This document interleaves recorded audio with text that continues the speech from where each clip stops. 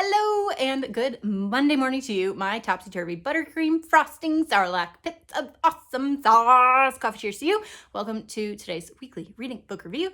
It is I, Hallie, with the 2 books I read this week, maybe 2.5. So pour yourself a cup of coffee if you'd like to talk about books and stories and art and all the happy things. So the very first book I finished this week, totally obsessed. I love this book so much. This is Tale of the Flying Forest by Romero.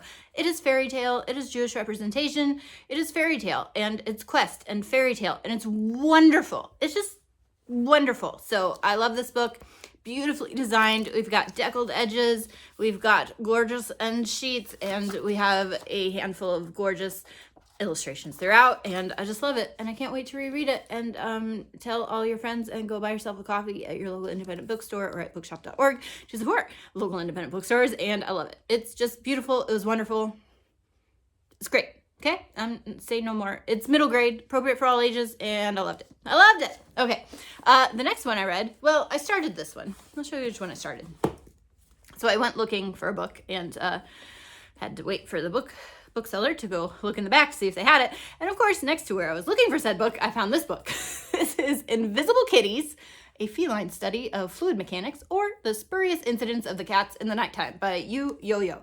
This is Chinese fiction in translation. Do you see the gloss spots of the invisible kitties on the cover? Right? Beautiful. We've got French flaps. We have cute little quirky charcoal illustrations by the author throughout, and they're such short chapters. They're like 1 to 2 pages each, and they feel like poetry, like they're just an observation. It's not really a full-fledged story. It's just little snippets, and I was reading it too fast, again, like I read poetry because I don't always understand it. And so I just wanted to give myself a break and a pause and a breath, and I absolutely love it. So if you know anyone who likes poetry or likes just cats or just want to give them a cute little book to leave around the house, pick up and read a couple pages, highly recommend Invisible Kitties. I mean that title, by yoyo.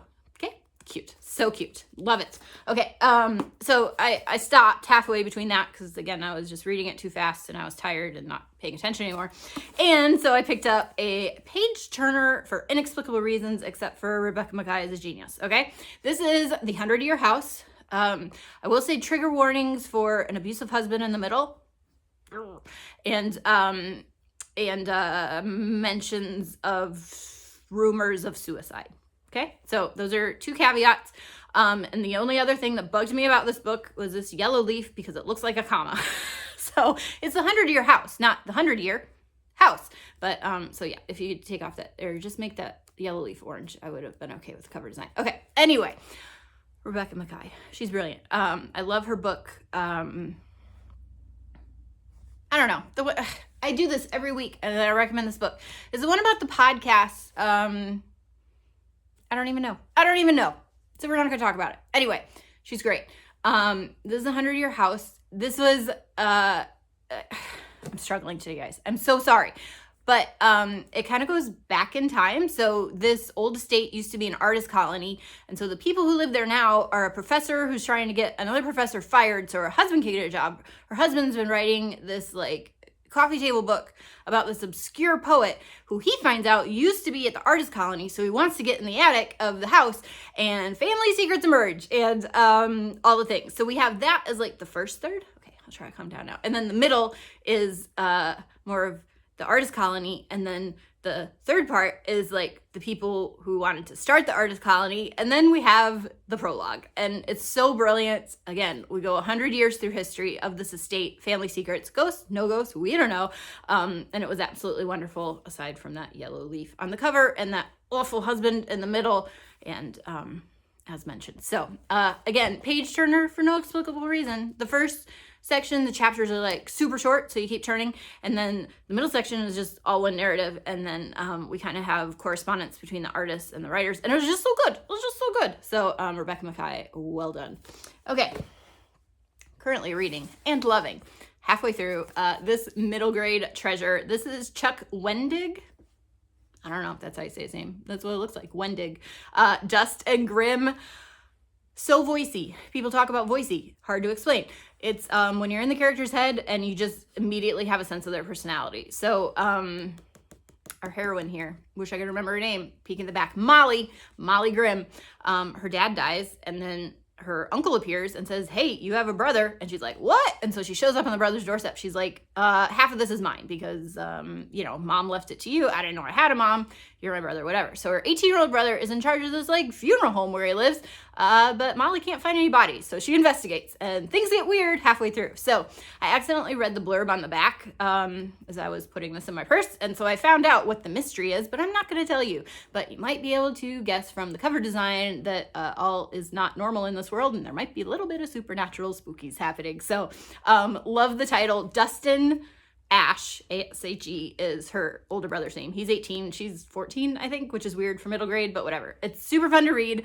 There's even some potty humor, but more in the lines of malapropisms, and it's just great. So recommend this for reluctant readers, readers who like silly books, quirky, supernatural books. So there is a, like, for example, no, I'm not going to tell you spoilers, but enjoying that. Looking forward to finishing that probably tonight because, you know, how I like to go to bed early to read all the things. So, okay.